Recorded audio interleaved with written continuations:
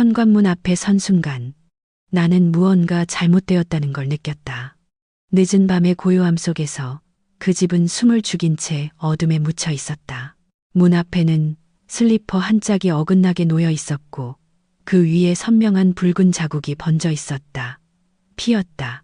아직 마르지 않은 따뜻한 피의 흔적. 그 흔적이 땅바닥을 따라 안쪽으로 이어져 있었다. 나는 무언의 탄식처럼 숨을 삼키고 문을 밀었다. 그리고 그곳에 있었다. 딸아이, 지연이. 거실 구석, 탁자 밑에 몸을 웅크린 채 손으로 배를 감싸고 있었다. 흰 티셔츠는 이미 피에 젖어 있었고 얼굴 한쪽은 시퍼렇게 부어올라 있었다. 한눈에 봐도 병원으로 가야 했다. 지연아, 그녀는 내 쪽을 돌아보지도 않았다. 오직 손으로 배를 감싼 채 가느다란 목소리로 말했다. 아빠, 아기, 괜찮겠죠? 그 말을 듣는 순간 나는 숨조차 제대로 쉴 수 없었다. 그녀의 뺨에는 손자국이 또렷했고 입술은 터져 있었다. 하지만 그녀는 울지 않았다. 아니, 울음을 참는 얼굴이었다. 마치 이미 오래전부터 고통에 익숙해진 사람처럼. 나는 천천히 다가가 딸을 안았다. 살을 애는 듯한 가느다란 떨림이 팔에 느껴졌다. 그 작은 몸이 아버지 품 안에서 서서히 무너져 내리고 있었다. 우리는 한마디도 하지 않았다. 그 침묵 속에서 나는 모든 것을 알아챘다. 내 딸이 누군가에게 맞고 피를 흘리며 이 집까지 도망쳐온 것이다. 그 누군가는 다름 아닌 그녀의 남편, 내 사위, 나는 경찰이었다.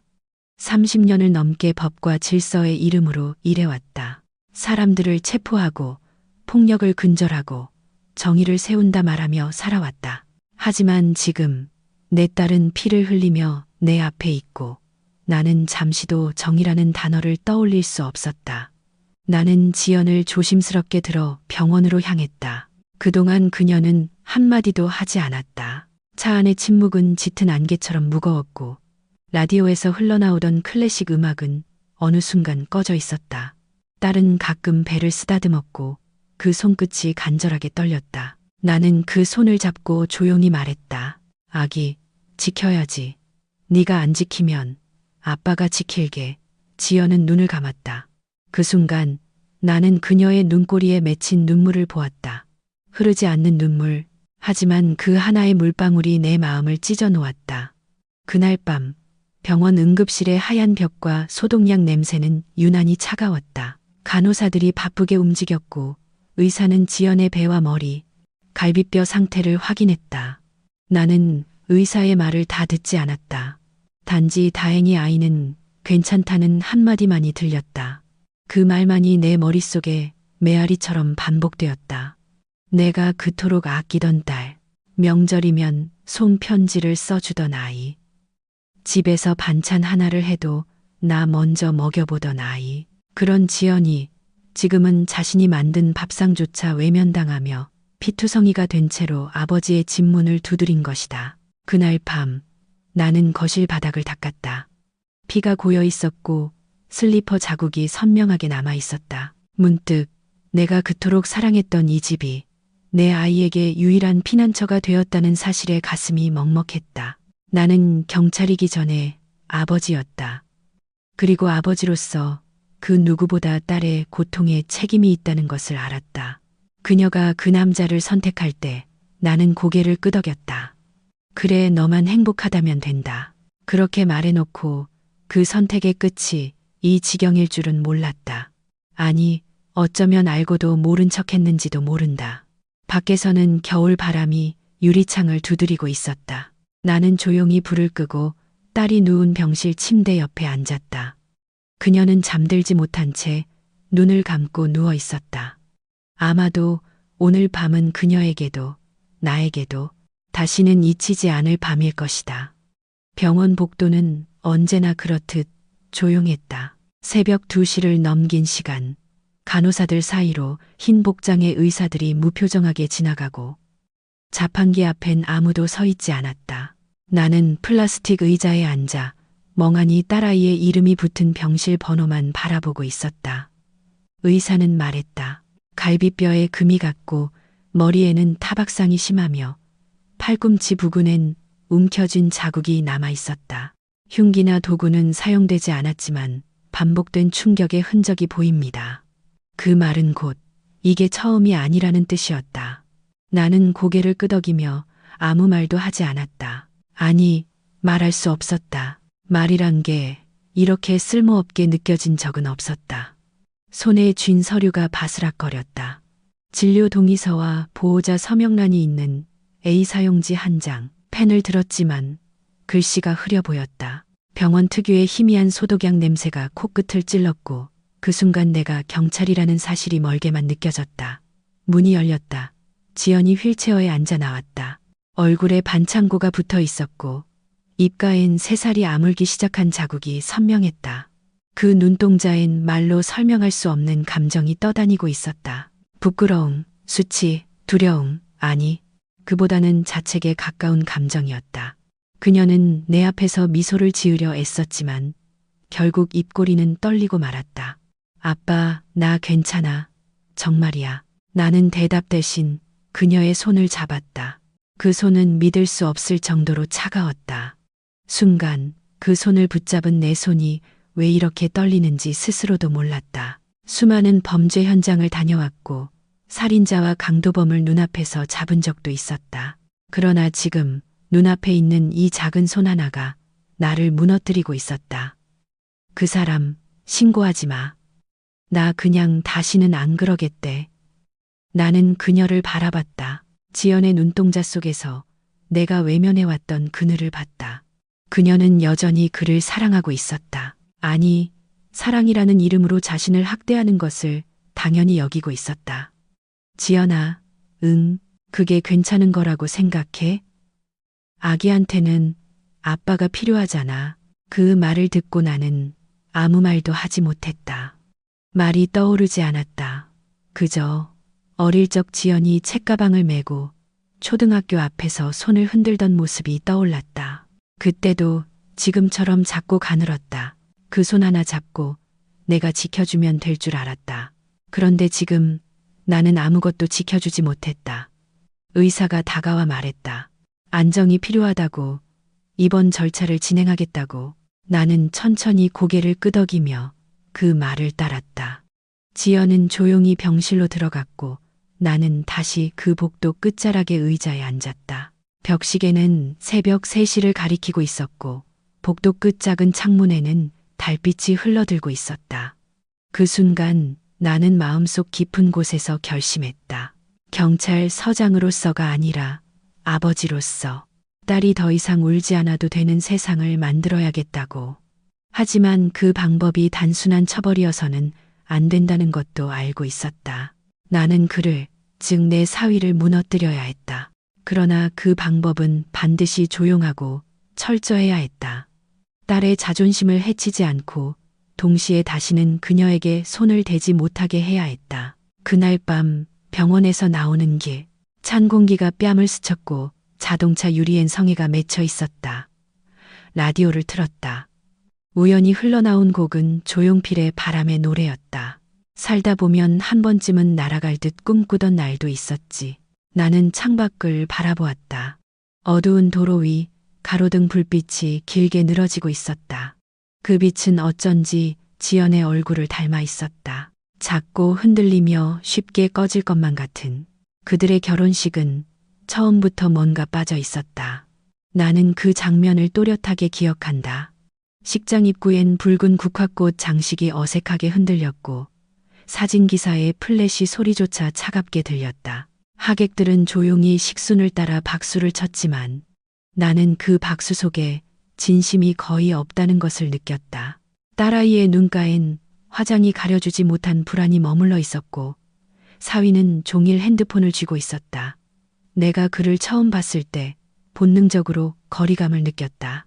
겉으로는 예의를 갖췄지만 시선이 자주 허공을 떠돌았고 말끝마다 간접적인 불쾌감이 묻어 있었다. 형식적인 웃음, 얕은 대답, 그리고 무례함을 능력으로 착각하는 그 태도. 나는 딸에게 물었다. 저 사람 널 웃게 해? 지연은 한참을 망설이다가 고개를 끄덕였다. 아빠, 나 사랑해. 그냥 믿어줘.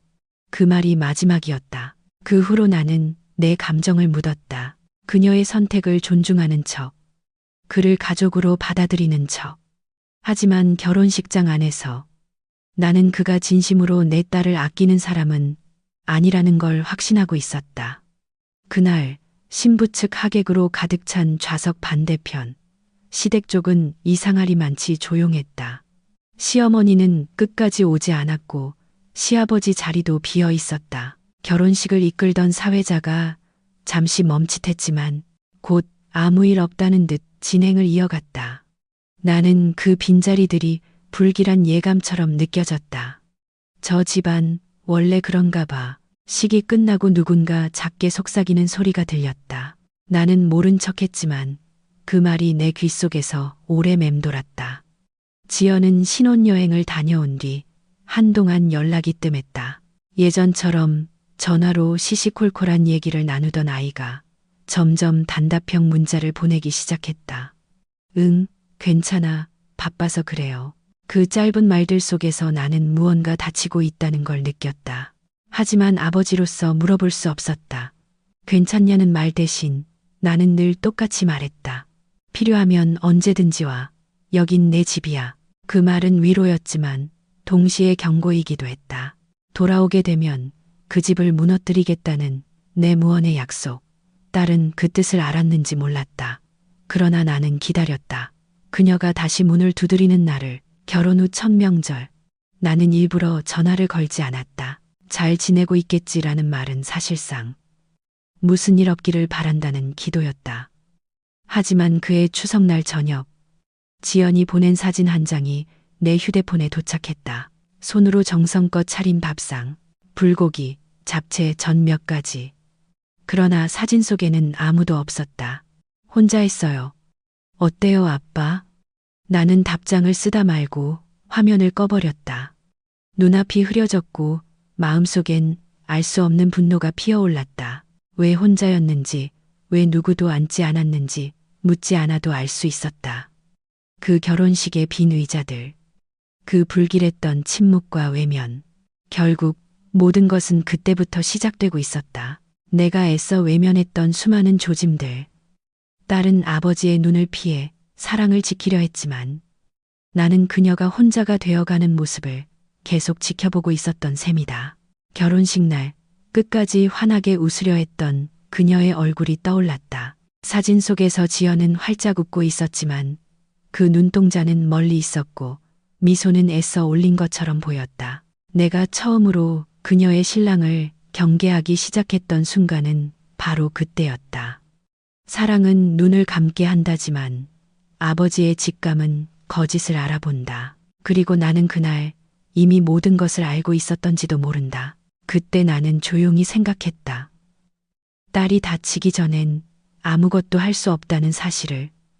그녀가 먼저 무너져야 내가 나설 수 있다는 이 기막힌 현실을. 그래서 오늘 이 모든 일이 내게는 예고된 사건처럼 느껴지고 있었다.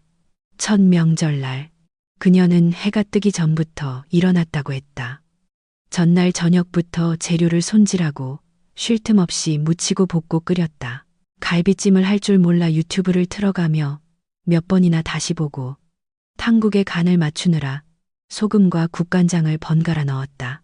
작은 기침 소리조차 들리지 않는 주방 안에서 지연은 자신이 그 집의 며느리라는 것을 증명하려 애쓰고 있었다. 그러나 점심 무렵 상이 다 차려졌을 때 거실은 조용했다. TV에서는 추석 특집 프로그램이 흘러나왔지만 아무도 부엌 쪽을 돌아보지 않았다. 시아버지는 소파에 등을 기댄 채 조용히 신문을 읽었고 시누이는 휴대폰만 바라보며 웃음을 흘렸다. 남편은 외출한다며 슬리퍼를 끌고 현관문을 닫았다. 단 한마디 수고했어조차 들리지 않았다.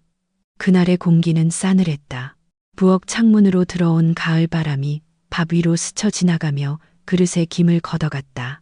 지연은 밥숟갈을 내려놓고 혼잣말처럼 중얼거렸다. 내가 뭘 잘못했지? 그 순간 시어머니가 천천히 식탁 앞으로 걸어왔다. 그녀는 지연이 차려놓은 음식을 한참 바라보다가 젓가락을 들어 잡채를 한 점 집어 들었다. 그리고는 단 한 입 먹고 말했다. 이게 음식이야.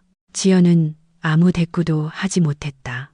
양념은 왜 이렇게 심심하고 탕국은 밍밍하니 물 같네. 시집 와서 배운 게 이거야?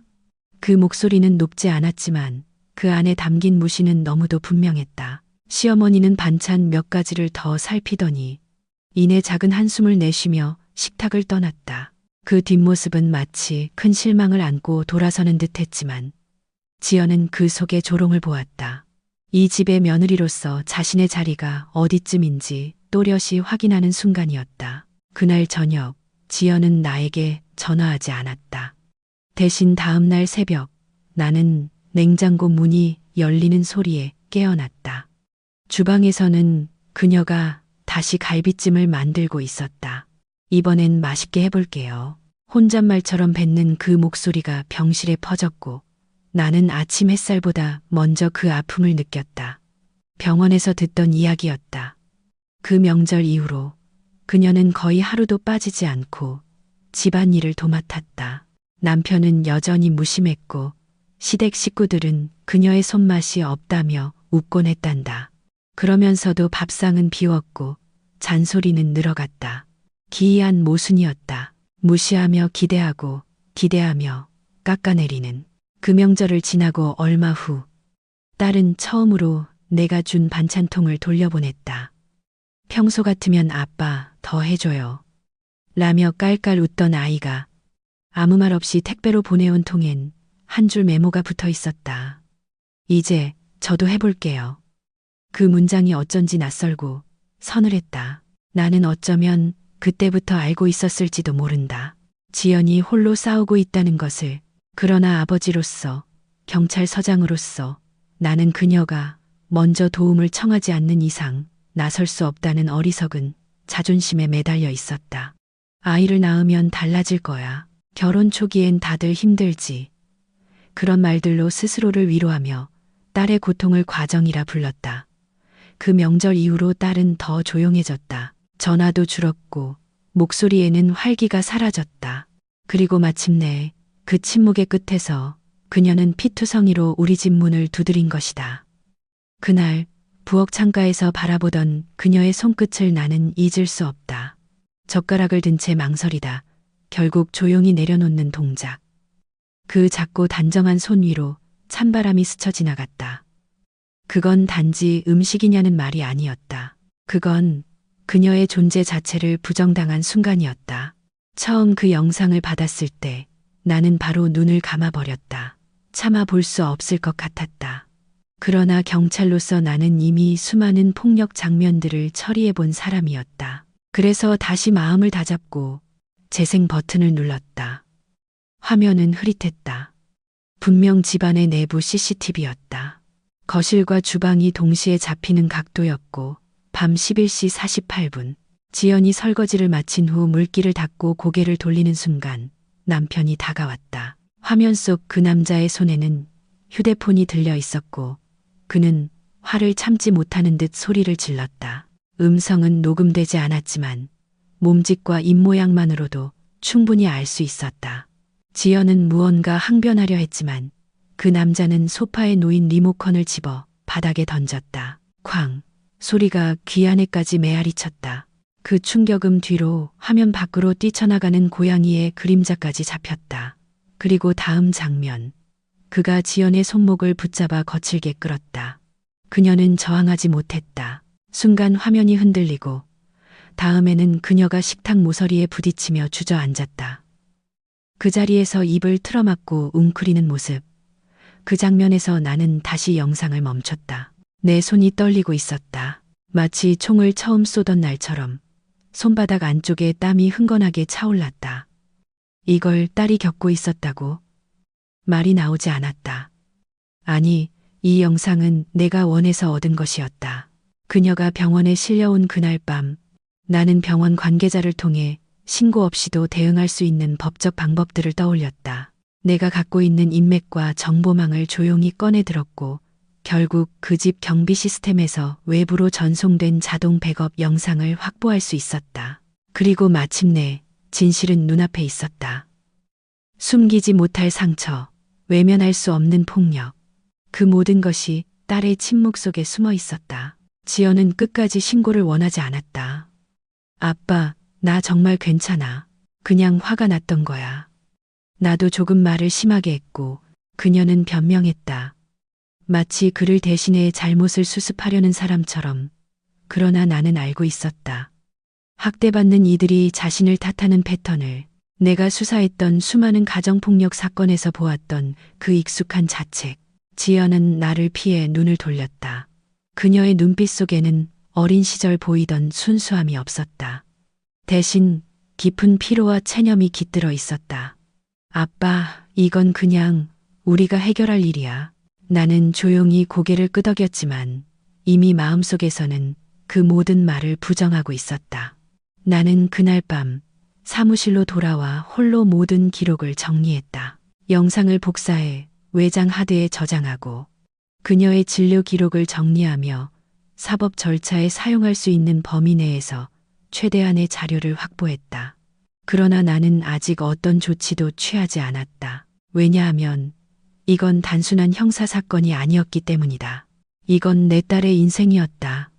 그녀의 자존심, 그녀가 아직도 지키려 애쓰는 가정이라는 이름의 작은 울타리. 나는 그것까지 망가뜨리고 싶지 않았다. 그래서 나는 법이 아닌 사람을 무너뜨리는 쪽을 선택했다. 사위의 과거를 조사하기 시작했다. 금융거래 내역, 숨겨진 투자 실패, 고위층과의 연줄, 세무신고 이력까지 하나씩 확인했다. 내가 모아야 할 건 단지 그의 죄가 아니라 그가 쥐고 있는 가면이었다. 그리고 나는 안다. 그 가면은 아주 약하다. 단 하나의 균열만으로도 와르르 무너질 준비가 되어 있다. 영상의 마지막 장면에서 지연은 고개를 숙인 채 방으로 들어갔다. 조명이 꺼지고 몇 초간의 정적. 그 후 화면 너머로 들린 소리, 또 다른 쾅, 아마도 문을 세게 닫은 소리였을 것이다. 하지만 내게는 그것이 그녀 마음이 부서지는 소리처럼 느껴졌다. 나는 그 영상에서 마지막으로 아주 작은 장면을 확대했다. 바닥에 떨어진 슬리퍼 한 짝. 바로 우리 집 앞에 놓여있던 그 피 묻은 슬리퍼였다. 며칠 뒤 지연은 병원에서 퇴원했다. 마스크를 쓰고 모자를 눌러 쓴 채 작은 가방 하나만 들고 나오는 모습이 마치 짧은 여행을 마치고 돌아오는 사람처럼 보였다. 하지만 그 걸음은 무거웠고 손끝엔 긴장감이 고스란히 묻어 있었다. 집 앞까지 그녀를 데려다주고 돌아서려는 찰나 현관문 앞에 낯익은 실루엣이 서 있었다. 시어머니였다. 차가운 회색 코트에 검정 비닐봉지를 들고 있었고 얼굴에는 희미한 미소가 떠 있었지만 그 눈빛은 흔들리고 있었다. 그녀는 지연을 보자 고개를 끄덕이며 말했다. 아프다더니 다 나았니? 지연은 입을 꾹 다물고 있었고 나는 그녀를 바라보며 천천히 한 발 뒤로 물러섰다. 시어머니는 준비해온 봉지를 건넸다. 안에는 손수 만든 죽과 반찬 몇 가지가 담겨 있었다. 내가 직접 했어. 부드러운 거니까 아기 생각해서 잘 챙겨 먹고 그 애도 미안하다고 하더라. 그녀는 마치 중재자처럼 말을 꺼냈고 그 말 한마디가 내 속을 서늘하게 만들었다. 그 애도 미안하다고 했다고? 그럼 그날의 피, 그 상처, 그 영상 속 폭력은 단지 실수로 덮일 수 있는 일이란 말인가? 지연은 조용히 고개를 끄덕이고 봉지를 받았다. 감사합니다, 어머님. 그녀의 목소리는 낮고 평온했지만 그 안엔 어떤 감정도 느껴지지 않았다. 감정이 말라버린 사람의 말투였다. 나는 뒤에서 그 장면을 지켜봤다. 손에는 지연의 진료 기록과 함께 복사해둔 영상이 들어있는 작은 USB가 들려 있었다. 그것을 꺼낼 뻔도 했지만 멈췄다. 오늘은 아니다. 아직 때가 아니었다. 그날 저녁 나는 사무실에 앉아 있었다. 형광등 불빛 아래 수첩 한 권을 펼쳐놓고 조용히 적어내려갔다. A은행 대출 연체건 확인 완료. 투자 실패 내역, PEP 대출 사기 연루 가능성, 세무조사 요청 사유 정리 중, 경찰청 내 감찰과 접촉 필요성 검토. 나는 감정이 아닌 구조로 움직이고 있었다. 이 작전은 조용해야 했다. 격분해서 감정을 드러내는 순간 오히려 딸이 곤란해질 수 있었다. 그 남자가 딸을 다시 상처 입히지 않도록 하려면 정면 충돌이 아니라 곁에서 무너뜨려야 했다. 며칠 뒤 사위의 회사에 세무조사 예고 통지가 들어갔다. 나는 경찰청 외부 감사팀에도 익명으로 자료를 보냈다. 몇 가지 의혹이 떠오르기만 해도 그의 평판은 금이 갈 것이 분명했다. 사업은 겉보기에 화려했지만 그 속은 얕았다. 누구보다 잘 알았다. 그렇게 반듯해 보이는 사람들이 얼마나 쉽게 무너지는지를. 지연에게는 아무 말도 하지 않았다. 그녀는 여전히 모든 걸 스스로 감당하려 하고 있었고 나는 그런 딸을 무너뜨리고 싶지 않았다. 대신 그녀가 편히 쉴 수 있는 공간만 만들고 싶었다. 그날 밤 지연은 내게 문자를 보냈다. 아빠, 아기는 괜찮대요. 심장 소리 들었어요. 규칙적이고 튼튼하게 뛴대요. 나는 화면을 오래 바라보다가 조용히 답장을 보냈다. 그 심장 소리, 아빠가 지킬게. 며칠 후 나는 우연을 가장의 사위를 마주쳤다. 커피숍에서 누군가와 미팅을 하던 그는 내 모습을 보자마자 얼굴이 굳었다. 나는 웃지도 화내지도 않았다. 단지 지나가듯 말했다. 몸 조심해. 요즘 눈이 많아. 그는 아무 말도 하지 못했고 나는 그대로 돌아섰다. 그 순간 그의 눈동자 속에서 두려움이라는 감정을 보았다. 바로 그 감정이 내가 원하던 시작이었다. 조용히 아무 말 없이 나는 그를 조금씩 무너뜨리고 있었다. 첫 균열은 사위의 카드 결제 오류로부터 시작됐다. 평소처럼 고급 레스토랑에서 거래처 사람들과 저녁을 하던 중 그의 법인카드가 거절되었다는 말에 얼굴이 굳었다고 한다. 카드사는 재승인 대기 중이라는 애매한 말을 남겼지만 그 순간부터 소문은 돌기 시작했다. 다음은 거래처의 갑작스러운 계약 철회, 이어지는 세무서의 연락, 언론에 떠도는 유령 투자처에 관한 수사 예고. 그 모든 조각들은 마치 누군가 의도적으로 배치한 것처럼 일정한 간격으로 그를 조여왔다. 사위는 당황하기 시작했다. 하루에도 수차례 변호사와 통화했고 회사에선 갑자기 자료를 폐기하거나 컴퓨터를 교체했다. 그러나 이미 늦었다. 경찰청 내부 감사팀은 익명의 제보를 통해 사위의 금융활동과 특정 고위 간부와의 비정상적인 거래 패턴에 주목하고 있었고 그 수사선은 점차 좁혀오고 있었다. 나는 이 모든 걸 조용히 지켜보고 있었다. 사위는 아직도 내가 움직이고 있다는 걸 모른다. 아니, 어렴풋이 눈치채더라도 증거는 없었다. 나는 단 한 번도 공식적으로 개입한 적이 없었으니까. 나는 경찰이 아니라 아버지로서 움직였고 그게 이 작전을 철저하게 만들었다.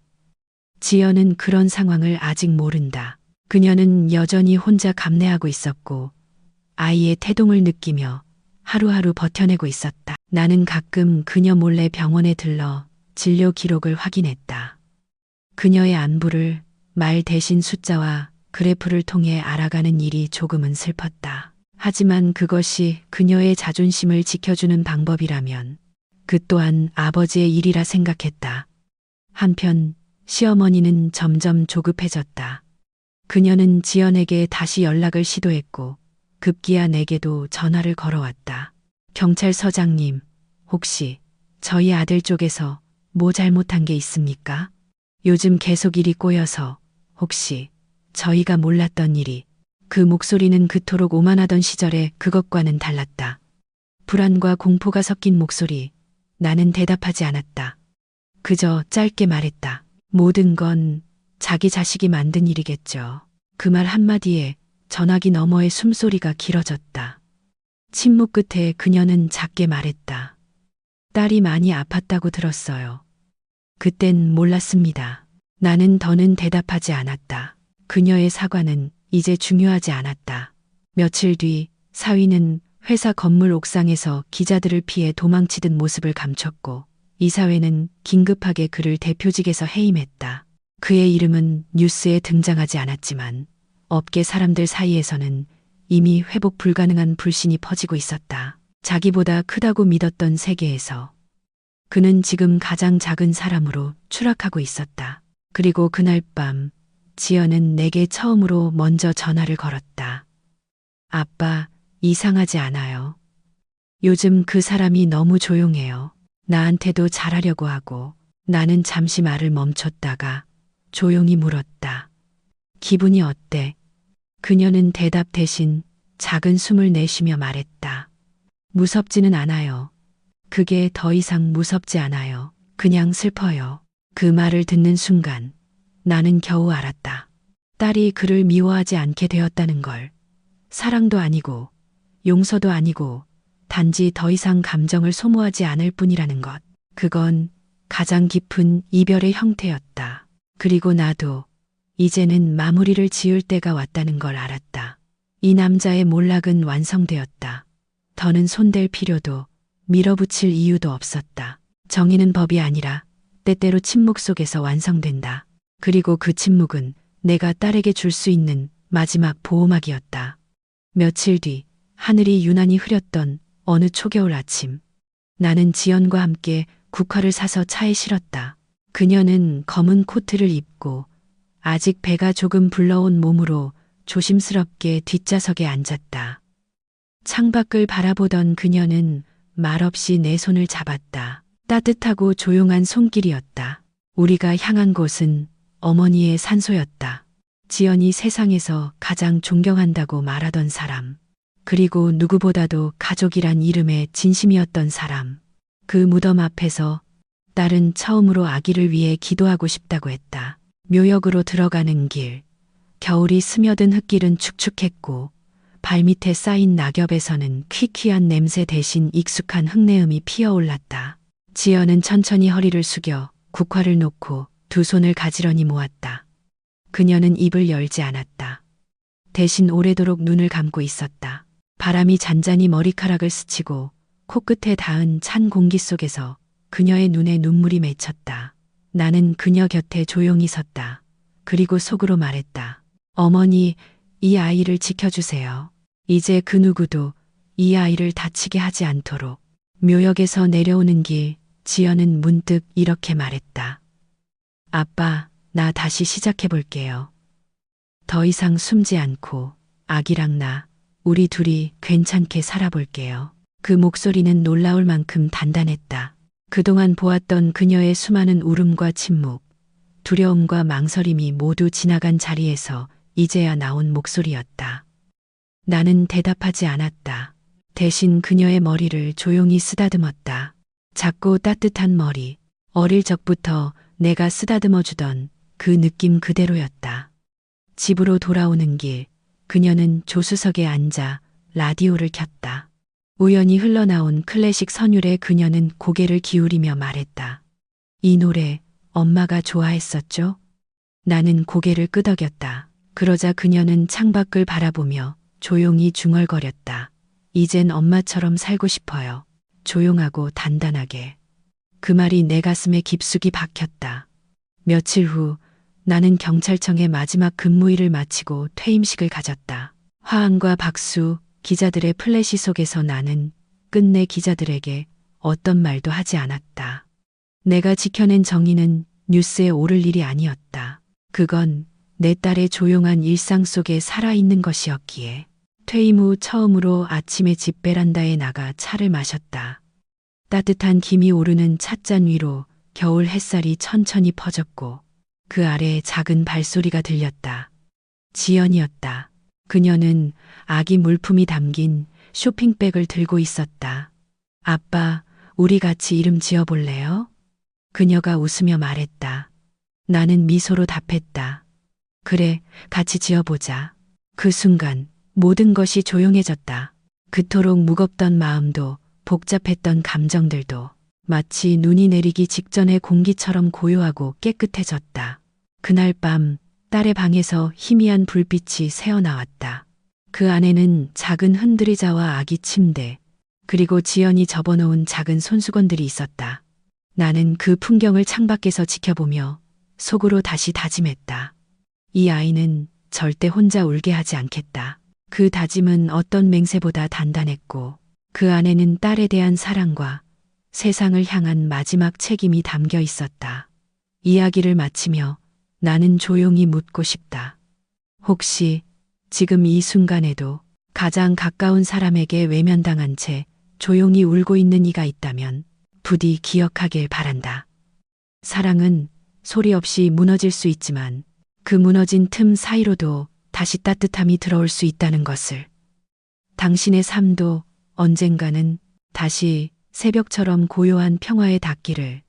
그리고 혹시 오늘 이 이야기를 듣고 당신의 마음 어딘가에서 오래 묵은 상처가 살짝 움직였다면 그건 아마 당신도 누군가의 조용한 배신을 겪은 사람이기 때문일 것이다. 그 상처에 부디 햇살이 닿기를.